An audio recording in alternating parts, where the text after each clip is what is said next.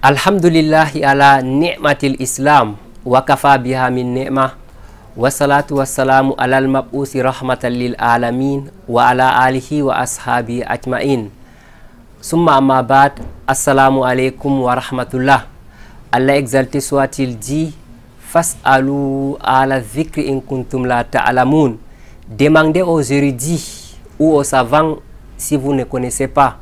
Ces paroles et bien d'autres nous obligent de prendre en considération les préoccupations de nos téléspectateurs, ceux-là même qui se soucient d'adorer Allah exalté soit-il conformément aux enseignements de l'islam.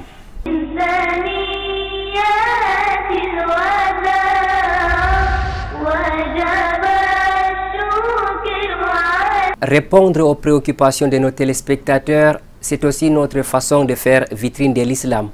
Outre les questions-réponses, nous aurons également deux reportages. Le premier, c'est la conférence organisée par l'OFIF, Organisation de la Femme pour l'Islam sans frontières, tandis que le second, c'est la conférence organisée le 5 Ramadan 1440 de l'Hégire par Asset Al-Bayan à la prison centrale de Douala. Conférence qui a vu la présence des imams, des chefs traditionnels, mais aussi les fidèles musulmans. Parmi eux, Mohamedou Koiranga, qui nous dira davantage sur cette conférence. Mohamedou Boissouf sera également de la partie pour le quiz à Ramadan. Que dire alors de la psalmodie du Saint Al-Qur'anul Karim, la portée d'entrée de cette émission? Écoutons les paroles d'Allah exalté soit-il.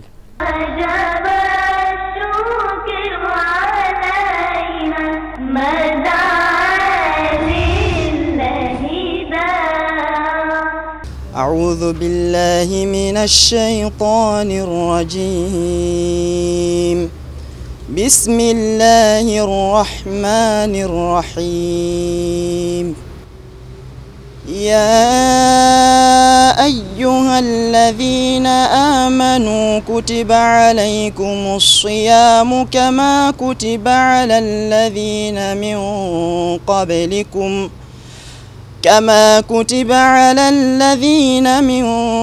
قبلكم لعلكم تتقون أياما معدودات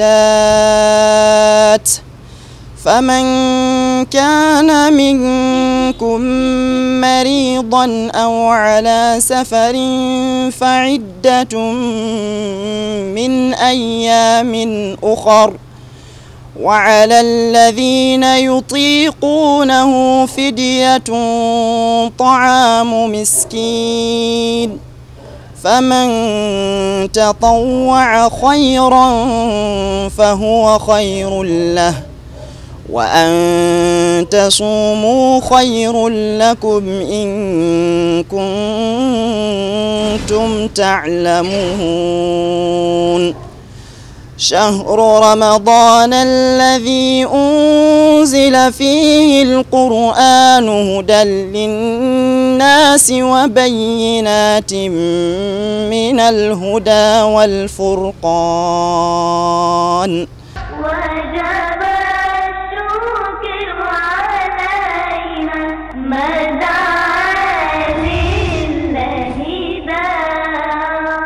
Rabbi shrah li sadri wa yassir li amri wahlul uqdatan min lisani yafqahu qawli. Thumma ma ba'd. Assalamu alaikum wa rahmatullah. Une fois de plus, ils étaient nombreux, ceux et celles qui nous ont écrit dans les différents groupes WhatsApp de votre émission Vitrine de l'Islam.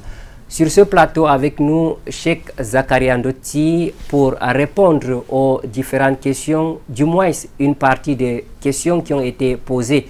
Cheikh, assalamu alaikum wa rahmatullah. Wa alaikum assalam wa rahmatullahi wa barakatuh. Rappelons que Cheikh Zakaria Ndotti est un imam, enseignant et prédicateur. Il est aussi le président de Asset Al-Bayan. Cheikh Zakaria Ndotti est aussi et surtout membre du comité des oulémas de votre émission Vitrine de l'Islam.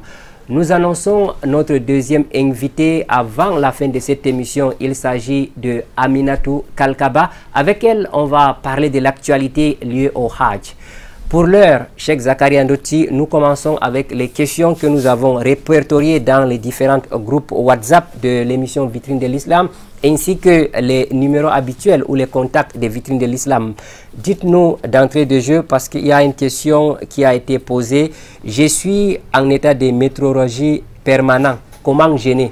C'est une dame qui pose la question. Elle dit, je suis en état de métrorragie permanent. Comment gêner? Bismillahirrahmanirrahim. Wassalatu wassalamu ala Muhammadin wa ala alihi wa sahbihi wa man sara ala darbihi ila middin. Wa ba'd, alhamdulillah, pour cette question, cette femme qui est en état, je crois que c'est un coulement de sang qui n'est ni menstrué et ni lalochi. Et si les savants ont répondu d'après l'hadith de Ibn Qubaysha, d'où le prophète sallallahu alayhi wa sallam est demandé au prophète en disant Inni imra'atun astahadu. Fatima, je suis une femme qui saigne tous les temps. Et le prophète sallallahu alayhi wa sallam lui dit Innama dhalika irqun. Le prophète dit ce n'est qu'un vin qui sort de toi. Et alors, lorsque tu es en état de istihada, et alors continue de prier.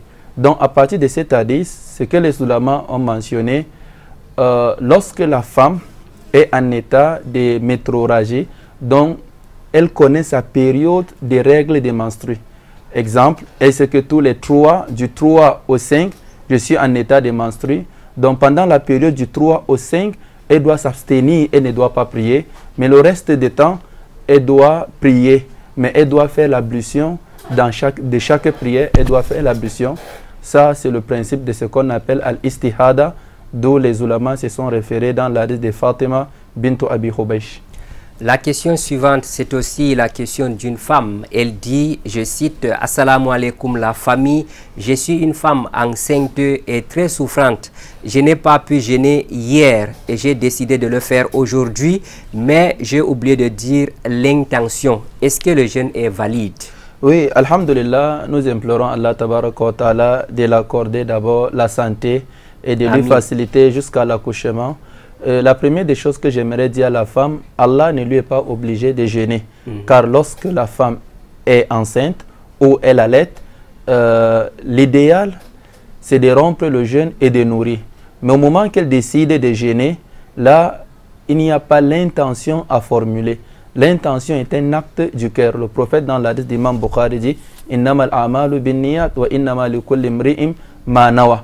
Donc, il n'y a pas l'intention qui se dit Nawaitu siyam Ramadan, je formule l'intention de jeûner le mois de Ramadan 29 ou 30 jours. Là, il n'y en a pas ça.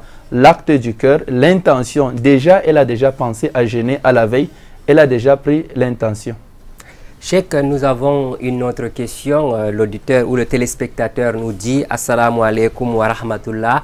Est-il juste de prier Qiyamul Layl avec le Coran en main? Est-il juste de prier Qiyamul Layl avec le Coran en main? Prier Qiyamul Layl avec le Coran en main, les savants se sont divergés. D'après l'école d'Abu Hanifa, il a complètement interdit de prier avec le Coran en main. Mais d'après Imam Ahmad, Imam Shafi et Imam Ahmad voient qu'il n'est pas interdit de prier avec le Coran en main. On demanda Imam Zuhri, il dit Kana khiyaruna yaqra'una bil mushaf. Nos imams, nos savants priaient avec leur Coran sur leurs mains. Et Imam Malik, lui, il a interdit de prendre le Coran pendant une prière obligatoire. Et dans la prière qui n'est pas obligatoire, il a dit ça dépend. Si c'est au début de la prière, on peut prendre le Coran. Mais en cours de prière, il est interdit de prendre le Coran. Mais les savants se sont aussi référés de l'hadith de Imam al-Bayhaqi, qui est rapporté de Aïcha. Le serviteur de Aïcha dirigeait la prière, c'est lui qui est l'imam, Aïcha est derrière, et il utilisait son Coran. On appelait ce serviteur Zakwan. Et Imam Bukhari aussi a rapporté cet hadith mu'allaqan. Donc ici, la fatwa des savants, il n'est pas interdit à un imam qui n'a pas assez mémorisé de prendre le Coran et de diriger la prière. Mais les ulama donnent quand même conseil à ces imams. Lorsqu'on n'a pas beaucoup mémorisé, il n'est pas interdit de lire ce qu'on a retenu, de lire ce qu'on a mémorisé, car Allah dit la yukallifullahu nafsan illa wus'aha. Toute prière sera acceptée. Il n'est pas ce n'est pas un acte obligatoire d'achever le Coran pendant la prière de Tarawih ou Qiyam al-Layl. Cheikh, quel est le manque à gagner pour les fidèles qui prient aussi derrière l'imam avec le Coran en main? Oui, c'est le même principe. Au moment qu'on permet à l'imam, on permet aussi à ses mamoun. Non.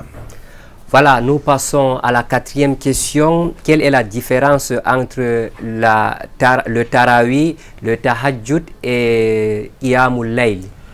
Lorsqu'on dit Tarawih, c'est la prière nocturne, mais qui s'est fait pendant le Ramadan. C'est une sunna connue du prophète sallallahu alayhi wa sallam qu'il a fait 1, 2, 3 fois et après il a délaissé, peur qu'on ne la rende pas obligatoire. Et les savants disent, on a donné le nom Tarawih, parce que les prédécesseurs priaient 2 rak'at et se reposaient, ou 4 rak'at et se reposaient. Voilà pourquoi on a donné le nom Tarawih. Et la prière de Qiyamul Layl, c'est la prière nocturne. Allah dit à son prophète, Qumil layla illa qalila. Et dans plusieurs hadiths du prophète, le terme ou le sens Qiyamul Layl a été mentionné. Et Tahajjud aussi a été mentionné dans le Coran. Wa min al-layli fatahajjad bihi nafilatan lak. Et ici, la différence entre en fond, Tarawih s'est fait pendant le Ramadan et s'est fait dans la Jama'a. Mais Tahajjud et Qiyamul Layl s'est fait tout le temps. Hein? Et il est plus recommandé de le faire à la maison. Ça ne se fait pas dans la Jama'a. Donc voilà une petite différence. Mais en forme, il n'y a pas la différence en nombre de raka'at, ce qu'on doit réciter et l'achever avec la prière l'achever avec la prière de witr, dont les ulama n'ont pas mentionné une grande différence entre ces prières parce que tous ces prières se font après Isha. Et tous les prières après Isha, on les appelle Qiyamul Layli, Tahajjud. Pendant le Ramadan, on l'appelle Tarawih. Cheikh, restons toujours avec ces prières-là parce que la prochaine question parle de justement des prières de Tarawih. Le téléspectateur demande s'il est plus méritoire de faire Tarawih dans la mosquée. Est-il plus méritoire de faire Tarawih dans les mosquées? La mosquée de Tarawih a été instaurée par le prophète en Jama'a. Donc dans la mosquée, quand on dit dans la mosquée, c'est en Jama'a. Mais les autres prières nocturnes, c'est fait individuellement dans la maison. Ici, beaucoup de savants comme Imam Nawawi dans Al-Majmou, ce grand recueil Al-Majmou, il a dit la prière de Tarawih a été instaurée par le consensus des savants et dans la Jama'a. Mais quel est le plus méritoire, de le faire à la maison ou de le faire en mosquée? Les savants sont unanimes en disant le faire dans la mosquée est plus méritoire parce que le prophète l'a instauré en Jama'a. Mais en dehors de Tarawih, tous les prières nocturnes sont recommandées de le faire à la maison, individuellement ou avec sa famille. Voilà, Cheikh, nous prenons la prochaine question. Le téléspectateur nous dit ceci. Je crois que c'est une femme. Une femme peut-elle aussi profiter des récompenses de la Umrah et le Hajj après la prière de Subhi? Une femme peut-elle profiter aussi des récompenses de la Umrah et le Hajj après la prière de Subhi? Ici, c'est une parole qui est dérivée d'un hadith du prophète sallallahu alayhi wa sallam, d'où le prophète dit « Man salla ghadatan fil jama'a » celui qui prie la prière de Fajr en jama'a, « summa qa'ada yazkurullah » et après il reste sur place en train d'invoquer Allah, en train de le glorifier, de faire le tasbih hatta tatlu ash-shams ka'annama summa salla rak'atayn ka'annama hajja wa atamara. Donc jusqu'au moment que le soleil sort, il fait 2 nafila, il aura la récompense de celui qui a fait le hajj et la umrah. Et le prophète a précisé en disant tamatan, tamatan, tamatan, complète, complète, complète. Donc à partir de cet hadith, d'où les savants se sont divergés sur l'authenticité d'hadith.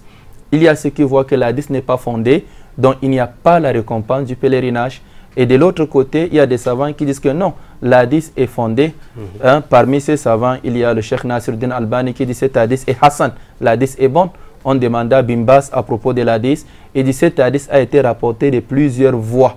Donc nous retenons que l'hadith est fondé, on appelle cet hadith, d'après la science d'hadith, Hassanun li ghayri. Donc c'est un hadith fondé qu'on peut s'argumenter. Donc à partir de cet hadith, celui qui reste après Fajr, il continue de faire ses askars, le soleil sort, il fait nafila 2 raka'at, il aura la récompense exactement de celui qui a fait le pèlerinage ou la Umrah. Ici, les gens vont s'étonner. Pourquoi faire une petite chose avec une grande récompense? On dit Zalika fadlullah, c'est ce que Ousseymine a dit. Ce sont des mérites d'Allah, ce sont les bienfaits d'Allah. Faire une petite chose, avoir une grande récompense. Ou faire une grande chose, si elle n'est pas sincère, tu n'auras même pas de récompense. Donc ici, c'est une manière d'exhorter les fidèles d'être toujours ponctuels dans les prières obligatoires, dans les prières surrogatoires. Donc ici, cela ne dit pas que le pèlerin aussi qui est en cours du pèlerinage, il peut retourner avec plusieurs pèlerinages. Donc, si chaque jour, il restait à la mosquée pendant son pèlerinage, il fait la prière de Fajr, il fait ses askars jusqu'à la sortie, nombre de jours qu'il a fait, il aura le nombre des mêmes jours du pèlerinage. Donc, s'il a fait 30 jours, il aura 30 pèlerinages et 30 umrah, plus son vrai pèlerinage. Donc, vous voyez, ce sont des bienfaits d'Allah qui ne se limitent pas ni ici, ni là-bas, qu'Allah tabaraka wa ta'ala nous facilite. Merci à vous, Cheikh Zakaria Ondoti. Chers téléspectateurs, nous allons donc marquer un arrêt pour aller au cœur de la société, pour suivre les 2 reportages annoncés en début d'émission. Et on se retrouve juste après pour la suite.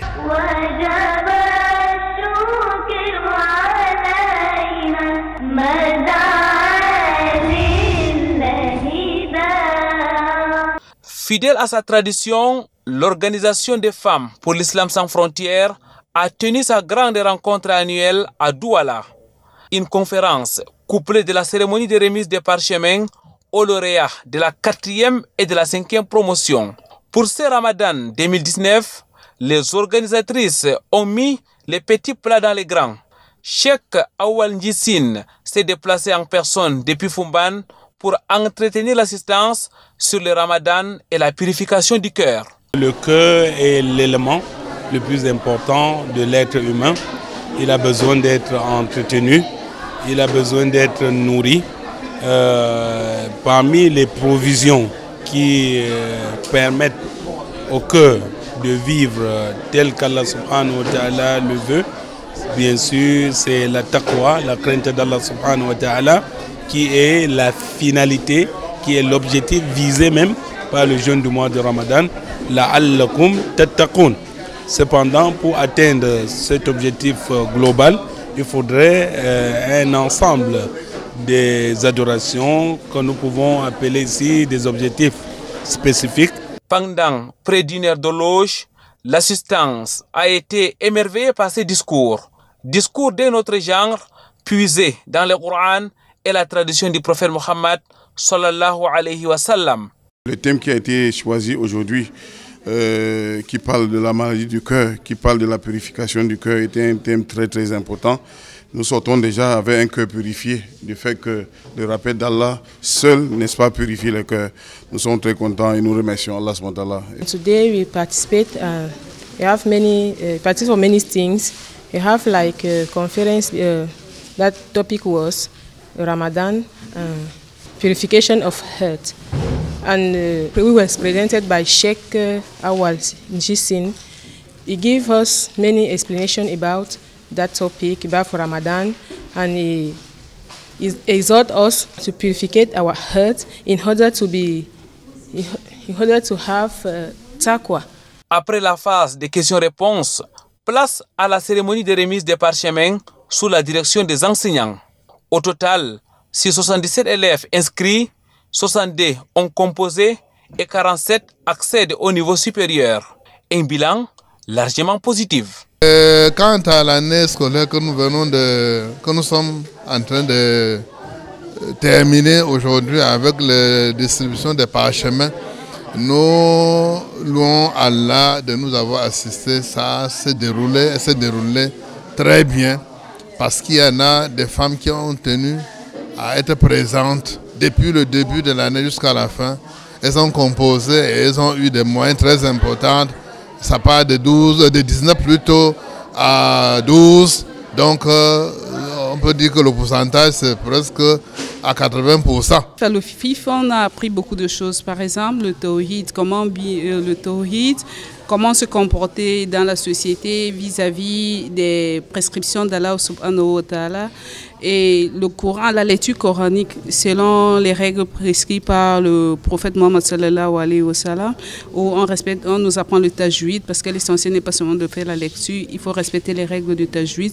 On nous apprend le fiqh, comment faire des prières et autres. Et cette année, on a encore beaucoup mis l'accent sur les hadiths et particulièrement aussi la langue arabe, parce qu'on aimerait que la femme de l'OFIF puisse s'exprimer en arabe. Il est bien vrai que ce n'est pas encore le cas chez moi. D'accord, oui. Bon, je peux dire en gros, c'est ça qu'on a appris à l'OFIF. Quelles sont vos impressions? Moi, je suis très très satisfaite et très contente de ce fait. Je remercie nos encadrants qui ne ménagent aucun effort pour cet encadrement-là. L'OFIF, c'est l'Organisation de la femme pour l'islam sans frontières qui a été créée en 1995 par Feu Ali Mayoun Youn et qui a pour objectif de s'occuper de la jeune fille musulmane et de la femme musulmane aussi. L'encadrement et l'éducation de la jeune fille musulmane, la lutte contre la pauvreté et le VIH. L'OFIF aussi a d'autres activités. Par exemple, nous faisons dans le social, nous nous occupons des veuves, des orphelins, des prisonniers et le nettoyage des mosquées. Je suis satisfaite pas je ne peux pas dire à 99% parce que seul Allah peut juger, mais par rapport à l'affluence qu'il y a eu aujourd'hui et au thème qui avait été choisi, je crois que le cheikh a éclairé les musulmans sur le but du Ramadan et en plus la purification du cœur, pas seulement pendant le Ramadan, mais surtout pendant le Ramadan. Et je crois que j'ai été quand même satisfaite parce que vu la présence massive des invités, je crois que j'ai atteint mon objectif. Après cet exploit, le rendez-vous est pris après Ramadan pour la rentrée des élèves de l'OFIF, Inch'Allah.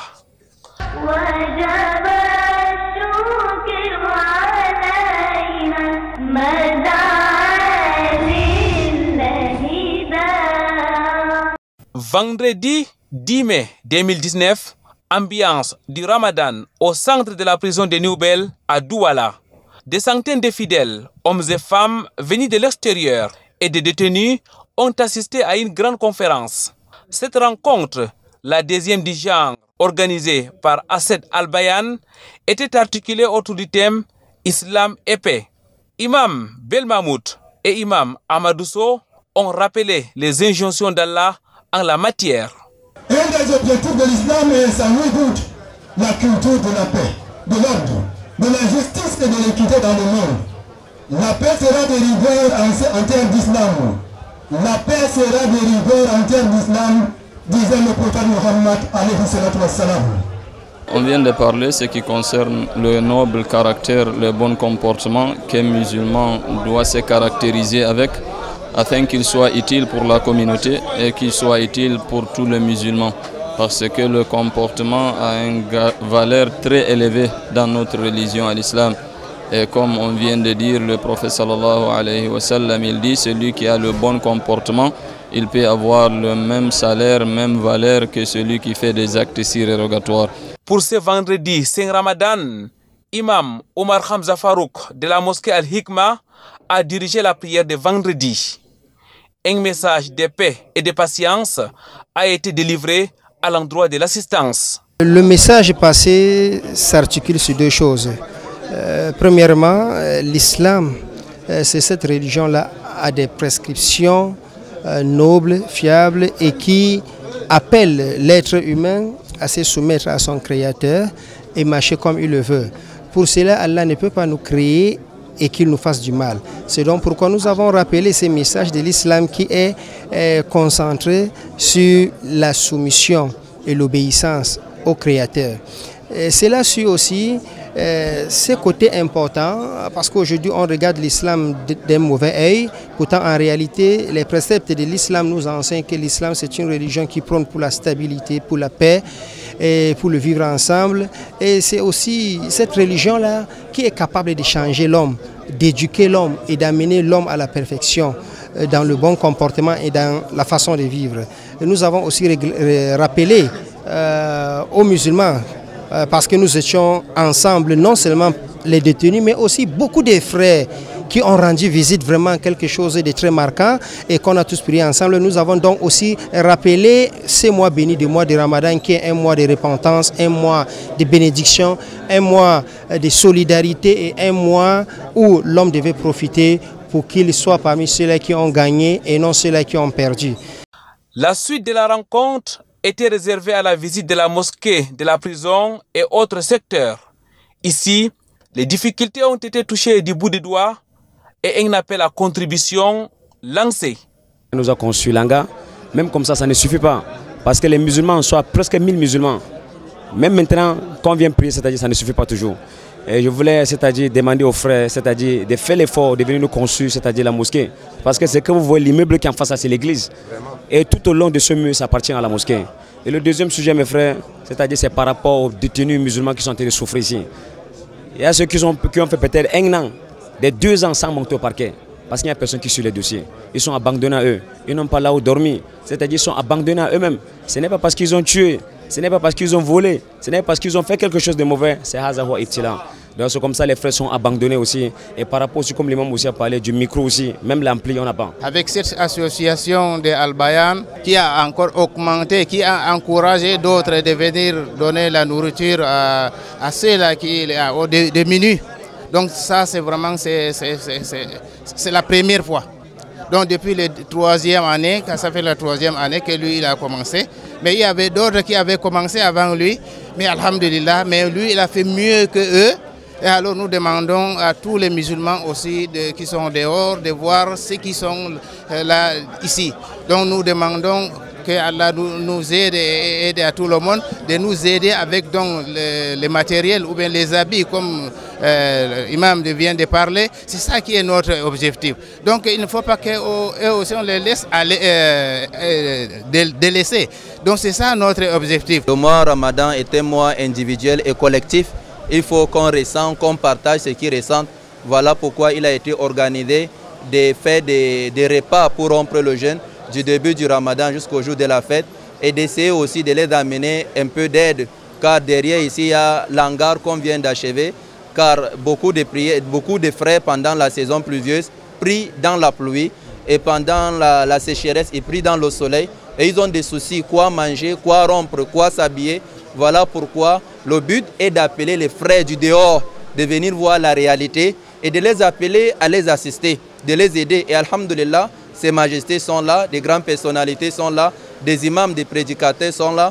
Nous remercions Allah et nous implorons qu'Allah fasse que ce message doit aller tout droit dans notre cœur et qu'il nous fasse changer, alhamdulillah. Alhamdulillah, nous avons trouvé les frères et les différents dons et les différentes œuvres que les frères musulmans font pour encadrer nos frères musulmans ici là, à la prison centrale de Noubel. Et nous remercions Allah que tous les musulmans font l'effort pour que tout puisse passer dans les très bonnes conditions. C'est donc un autre visage de Ramadan qu'on observe au sein de la prison centrale de Noubel. Des détenus qui jeûnent, qui accomplissent la prière de Tarawih, mais qui certainement ont besoin d'un appui de ceux qui sont à l'extérieur. Depuis la prison centrale de Noubel, Mohamedou Koiranga pour Vitrine de l'Islam.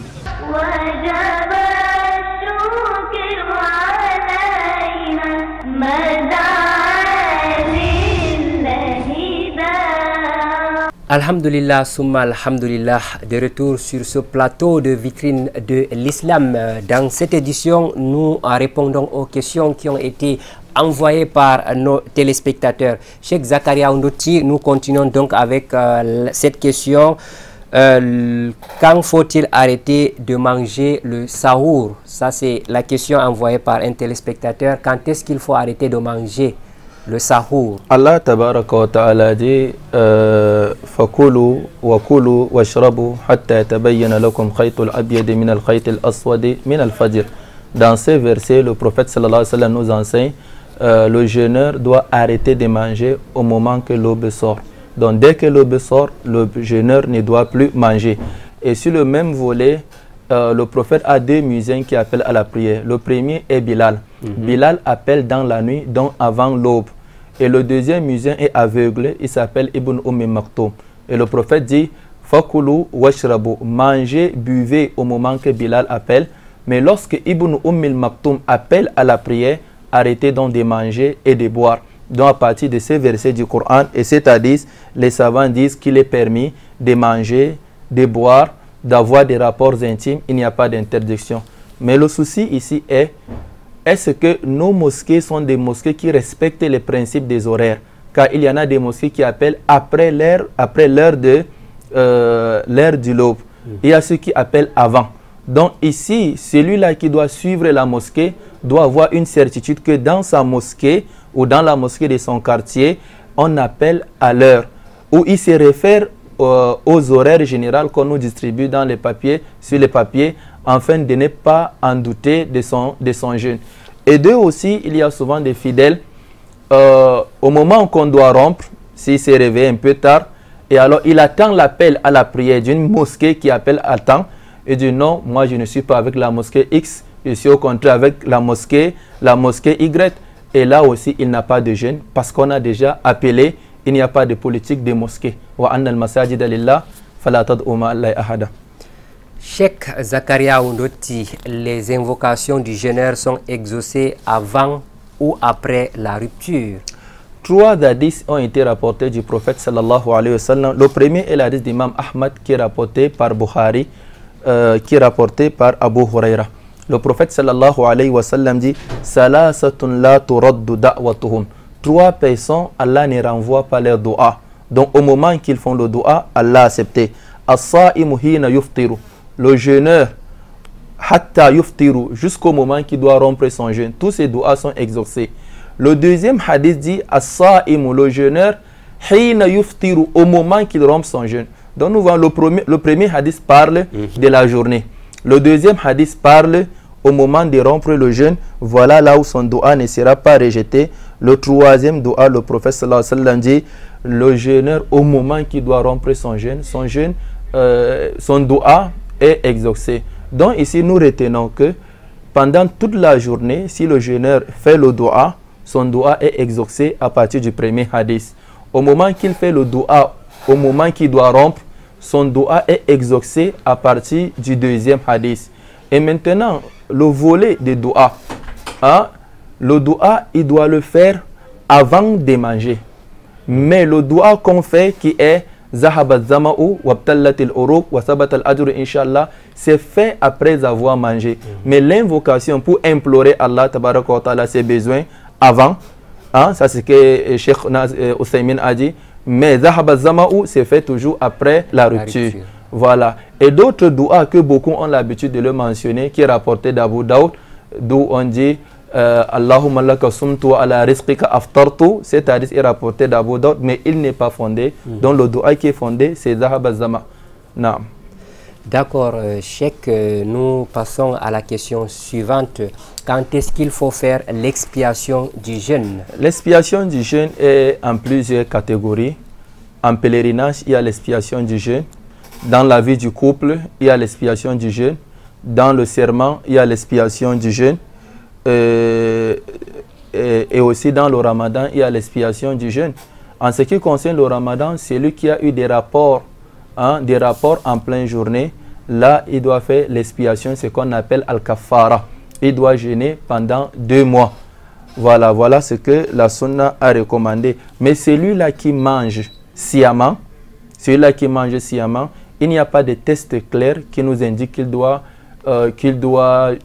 faire l'expiation de 2 mois, mais il doit rembourser et il a commis un grand péché.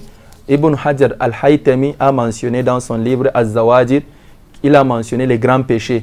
Et alors parmi les grands péchés, il a mentionné quiconque mangeait sciemment en pleine journée, donc même l'expiation ne peut pas effacer ses péchés. Mais celui qui rompt son jeûne sciemment en disant qu'il n'y a pas de jeûne, là il a commis l'acte d'apostasie, il n'est plus musulman, il doit se repentir, faire la tauba et rembourser la journée.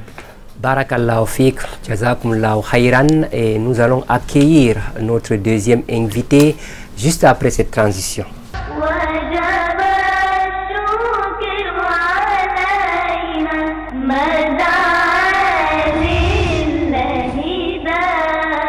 Sur ce plateau, Aminatou Kalkaba, la présidente nationale de la CAMWA, la Cameroun Muslim Women Association. Elle est aussi encadreur des pèlerins. Amina, assalamu alaikum, bienvenue sur ce plateau. Alaikum salam wa rahmatullahi wa barakatuh, merci de m'accueillir. Je rappelle que vous avez reçu votre agrément il y a de cela quelques semaines et que le prix du Hajj sera maintenu au Cameroun à 2 242 000. Votre réaction? Alhamdulillah wa salatu wa salam ala rasulillah wa ba'd. Assalamu alaikum wa rahmatullahi wa barakatuh à tous les téléspectateurs de Vitrine de l'Islam. Déjà, en tant qu'encadreur, c'est une très bonne nouvelle parce qu'il y a beaucoup de pèlerins qui étaient un peu dans la panique après l'annonce du prix de 2 529 000 par la Commission nationale de Hajj. Il faut dire que les délais ont été très courts et puis généralement les pèlerins ont besoin d'informations, c'est-à-dire que depuis la fin du Hajj, 2 ou 3 mois après le Hajj passé, ils commencent à se poser des questions sur le prix, qu'est-ce qu'il faut faire, comment il faut se préparer. Et généralement, les encadreurs et tous ceux qui sont liés au Hajj au Cameroun leur demandent de prévoir déjà le même montant que l'année dernière. Au cas où on augmente, ça ne serait pas beaucoup. Et peut-être, avec un peu de chance, que ça pourrait régresser. Donc cette année, c'était un peu une grosse claque pour tous ceux qui s'étaient préparés avec le montant de l'année dernière, parce que c'était quand même une augmentation de près de 300 000 francs et c'était vraiment difficile à avaler comme pilule. Comment s'est préparé pour ce voyage sur le plan administratif? Nous savons quand même qu'il y a plusieurs téléspectateurs de Vitrine de l'Islam qui s'apprêtent pour partir pour le Hajj 2019. Je tiens d'abord à préciser que le Hajj dans notre pays est traité de manière très floue. C'est-à-dire qu'on n'a pas dans notre pays, comme dans d'autres, une plateforme, que ce soit une plateforme numérique, que ce soit un endroit ou une maison du Hajj, appelons ça comme ça, où un candidat au pèlerinage va aller se renseigner sur qu'est-ce qu'il faut faire. Généralement, c'est du bouche à oreille. J'ai mon frère qui est allé avec tel encadreur, moi je vais aller lui demander. Donc, les informations ne circulent pas beaucoup, si bien que au niveau du pèlerin, pour s'engager, c'est assez difficile. Donc, c'est aussi une des raisons pour laquelle nous avons créé les séminaires de formation au pèlerinage avec la CAMWA, parce que nous avons vu qu'il y a un manque dans ce cadre-là. Aujourd'hui, pour un pèlerin qui veut s'engager, déjà, il faut qu'il ait son passeport. Déjà, il faut pour cette année qu'il respecte le délai de versement au guichet unique le 7 juin.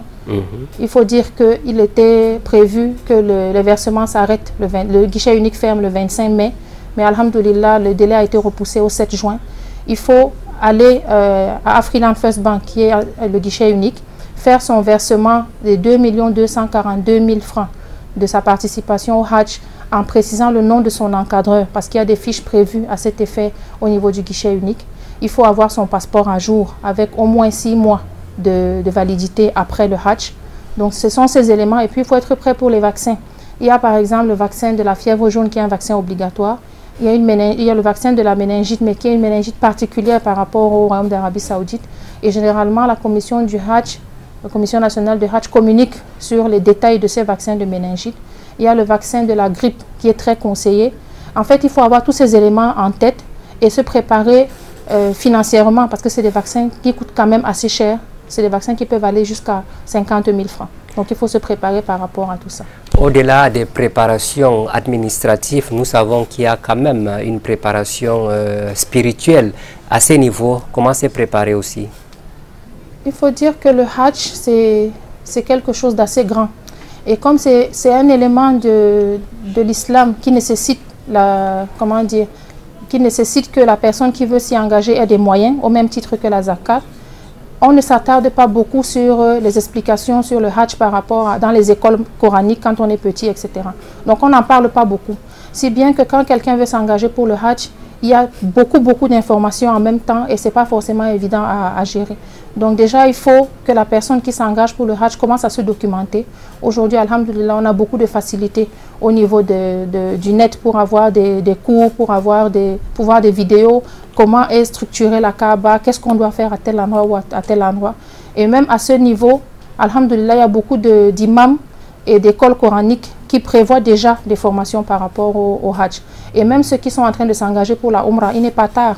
Il y a une vague de personnes qui vont partir pour les 10 derniers jours.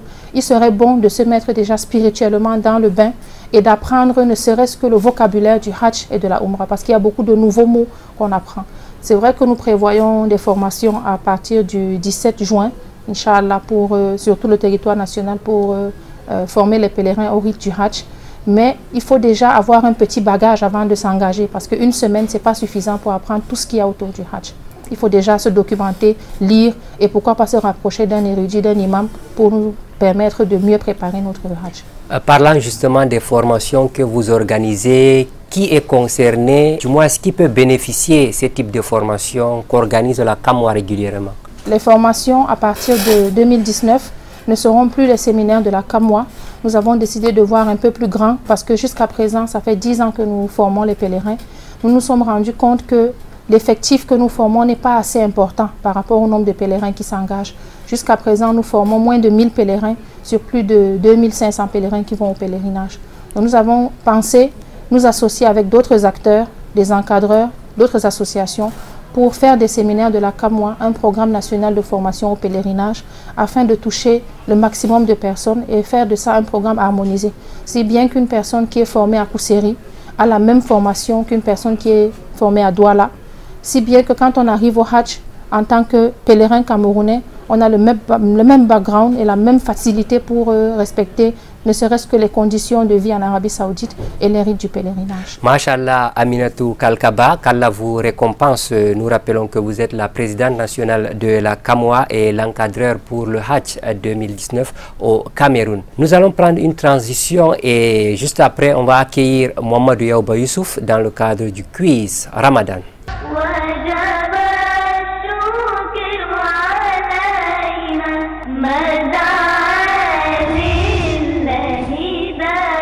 Alhamdulillah, Souma Alhamdulillah, Mohamedou Yaouba Youssouf sur ce plateau de vitrine de l'islam pour la rubrique quiz Ramadan. Frère Mohamedou Yaouba, assalamu alaikum wa rahmatullah. Wa alaikum salam wa rahmatullahi wa barakatuh, frère Ousmane Djidda. C'est un plaisir d'être là avec vous dans le cadre du quiz Ramadan. Voilà, et quelles sont les bonnes réponses déjà pour la semaine passée avant de passer aux questions de cette semaine?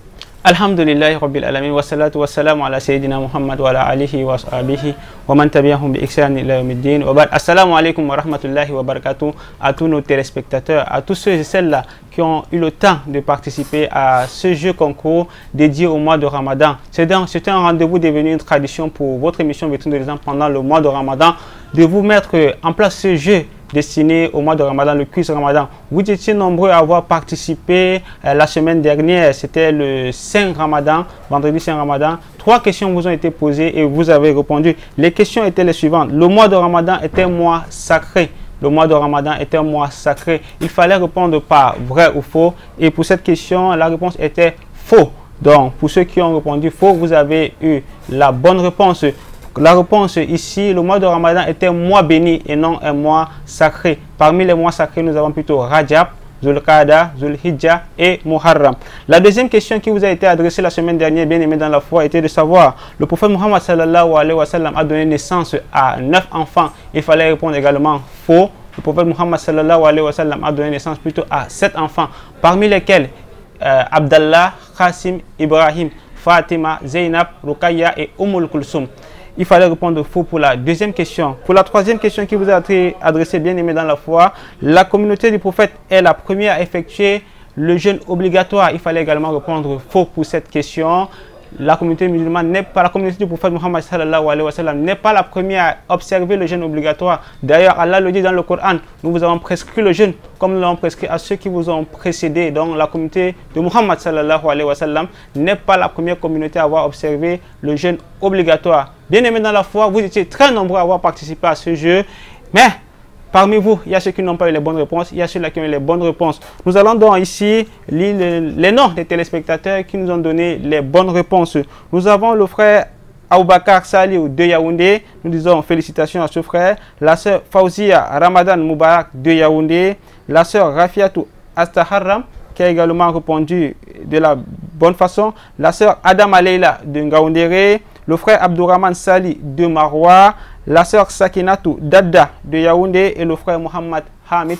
Barakallahu fikum à vous qui avez participé. Vous qui nous suivez également à la maison, vous pouvez participer pour cette semaine en répondant tout simplement à 3 nouvelles questions pour cette semaine. Il vous suffit tout simplement d'envoyer vos réponses à travers les numéros qui s'affichent au bas de votre petit écran ou à travers les différents groupes WhatsApp de l'émission Vitrine de l'Islam en envoyant votre nom et les réponses et la ville où vous vous trouvez ou bien le pays dans lequel vous résidez. Bien aimé dans la foi, pour cette semaine, nous allons vous laisser avec 3 questions, à savoir: la retraite spirituelle se fait uniquement pendant le Ramadan. La retraite spirituelle se fait uniquement pendant le Ramadan. Vrai ou faux? Deuxième question: le Coran compte 114 versets révélés entre la Mecque et Médine.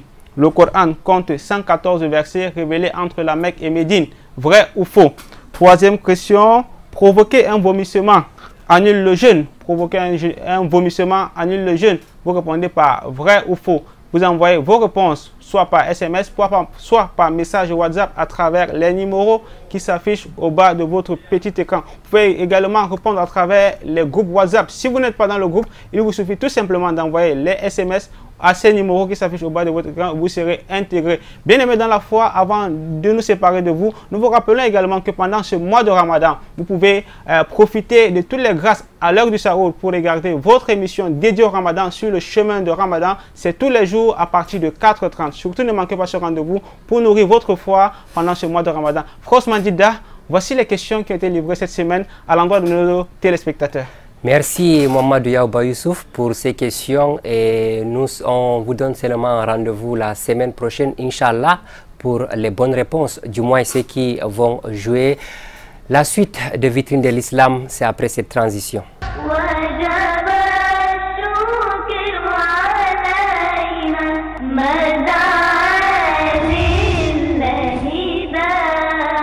Alhamdulillah, summa alhamdulillah. Cheikh, nous revenons à vous cette fois pour terminer avec 2 questions. La première, l'avant-dernière question: y a-t-il des mérites à écouter le Coran pendant le mois de Ramadan?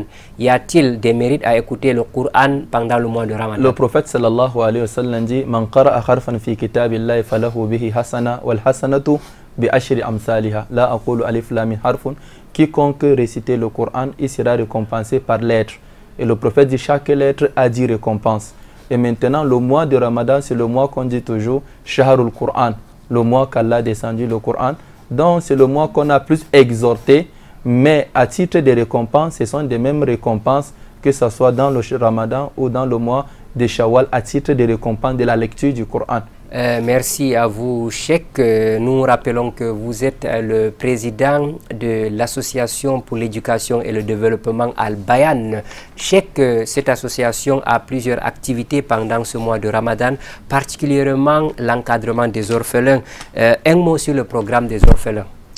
Oui, alhamdulillah, nous remercions Allah. Pendant le Ramadan, on a 2 grandes activités. Offrir quoi rompre à la famille des orphelins. Cette année, on a recensé 950 orphelins divisés, répartis en 400 familles dans les différents quartiers et qui vont recevoir leur pacte qui a déjà même commencé, alhamdulillah.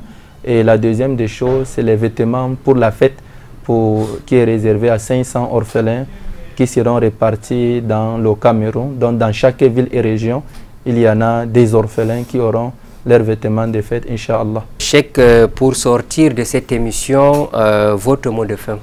Alhamdulillah, nous remercions Allah tabaraka wa ta'ala. On se rappelle juste que nous sommes dans le mois de Ramadan et 3 hadiths nous appellent toujours à être plus forts dans le Ramadan. Le prophète dit: quiconque jeûne avec foi, espérant la récompense, Allah expie ses péchés. Donc, je me recommande et je recommande aussi tous les fidèles de préserver leur sincérité, car c'est le mois qu'on prie beaucoup, on jeûne beaucoup, on fait des bonnes œuvres, on fait la sadaqat, mais c'est l'œuvre sincère qui sera acceptée auprès d'Allah tabaraka wa ta'ala. Ala lillahi dinul khalis. Soyons sincères dans toutes nos œuvres, qu'Allah accepte et qu'il nous préserve d'ostentation.